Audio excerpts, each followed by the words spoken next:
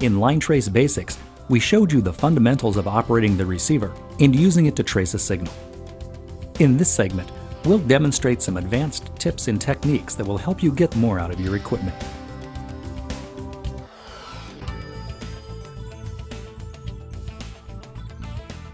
Here's a technique that can help you evaluate a signal for distortion.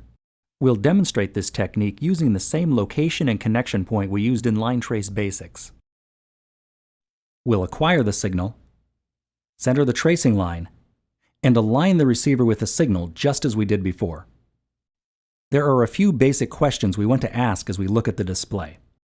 First, is the depth reading in a reasonable range for this utility at this location? Is the tracing line sharp?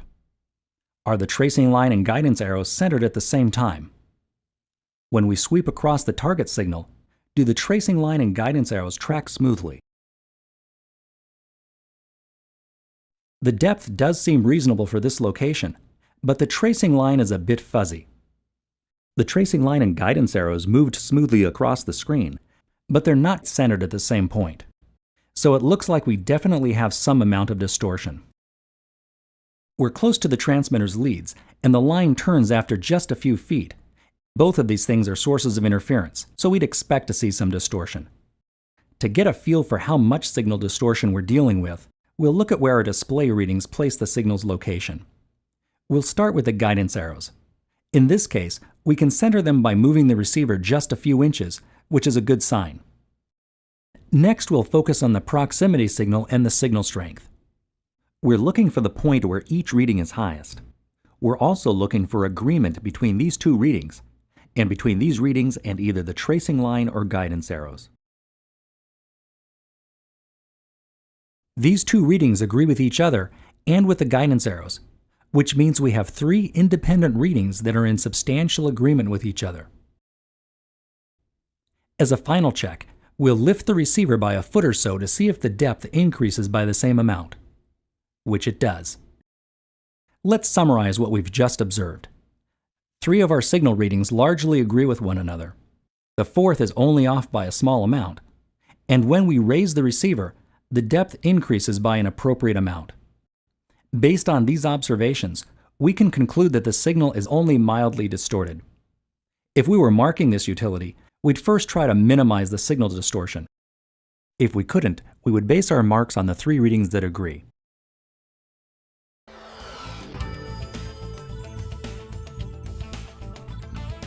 When the utility you're tracing makes a sharp turn like it would at a T or an elbow, the signal can become distorted at that point, causing the tracing line to lead you outside the utility's actual path. This effect can vary, but you'll generally find that it's more pronounced at higher frequencies, and on sharper turns rather than on sweeping turns, which can often be traced normally. Here's an easy technique for marking sharp turns. As you approach the turn, the tracing line will rotate significantly. This is a good indication you're dealing with a sharp turn rather than a sweeping turn. Let the tracing line guide you around the turn. Once you're past the turn, stop and pinpoint the signal with the guidance arrows, proximity signal, and signal strength. Dot the line, and then go back and get the other side of the turn using the same technique. To mark the turn, find the point where the two legs of the line intersect.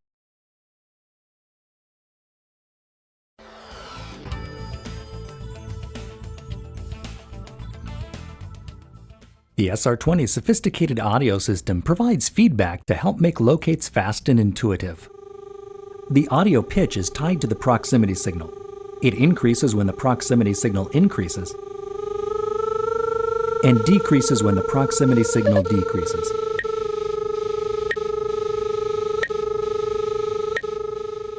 The audio clarity reflects signal distortion detected by the tracing line.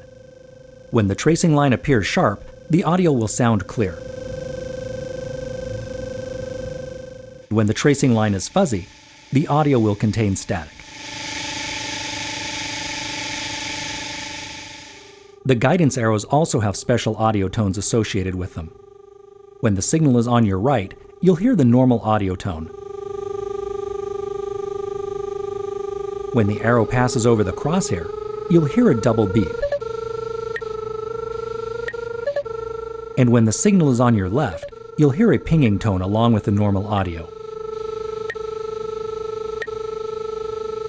These tones let you work without having to keep your eyes glued to the display.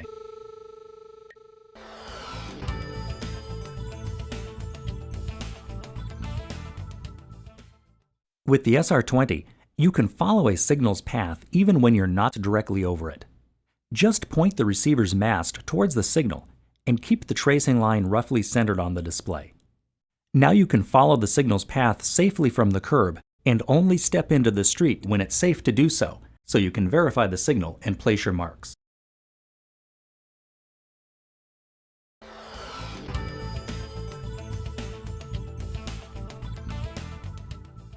In addition to tracing signals that are actively applied with a Seektech transmitter, the SR20 receiver can trace passive signal energy that originates from sources like power lines, radio and television broadcasts, and electronic devices. Passive locating is generally regarded as a last resort means of locating a line and is often used to conduct blind sweeps of an area when there are no topside indications that a utility may be present. Passive tracing with the SR20 is easy. You'll use the same signal readings as you do for active signals, and they work the same way. It has two types of passive locating modes. The passive power mode can be used to locate the narrow range of frequencies produced by power transmission lines.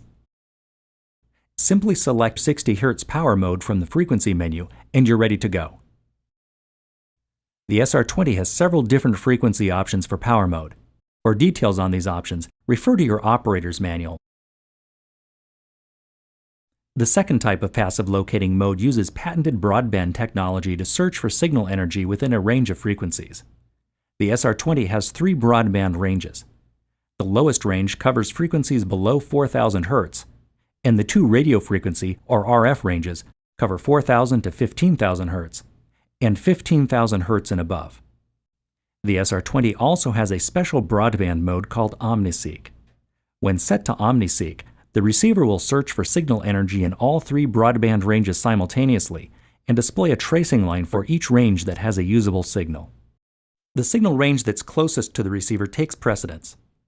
The range will be displayed above the OmniSeek icon on the receiver's display, and the bold tracing line and other display readings will reflect that signal. With OmniSeek, blind searches are fast because you're looking at all 3 broadband ranges simultaneously. When you see evidence of multiple signals, you can switch to the individual broadband ranges and trace each one separately. After performing an active locate, you can use the SR20's OmniSeek passive mode as a final check to see if additional utilities may be present. In this example, our technician has marked gas and power lines that share a common trench.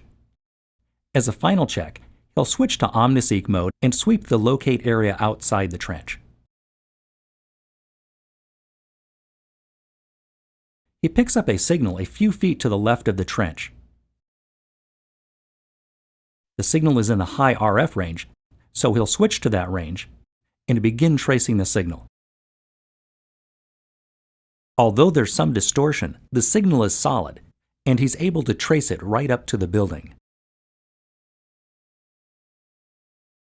By gaining access to the building, he's able to energize the phone line with an active signal, and then perform an active trace through the locate area to verify its position.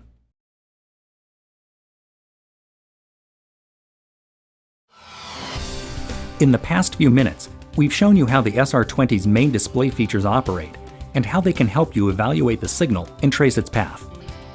To get the most out of your receiver, be sure to read the operator's manual before using the receiver on a job. The operator's manual contains information not included in this video and will help you obtain greater efficiency and accuracy with your receiver.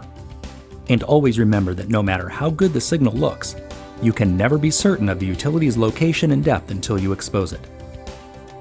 If locating remote transmitters such as duct probes or sondes is part of your job, be sure to watch the sonde locating segment.